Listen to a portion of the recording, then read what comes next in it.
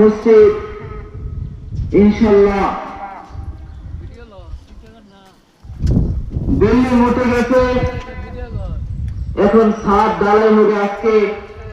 এরপরে আবার মসজিদের বাকি কাজগুলি করা হবে। আমাদের মনের ভিতরে অনেক আনন্দ জাগ্রত হচ্ছে। আমরা সকলেই মসজিদের প্রাঙ্গণে চলে আসবো, একসাথে দোয়া করব সকলকে নিয়ে এবং একসাথে আমোদ ফুর্তি করবো ইনশাআল্লাহ।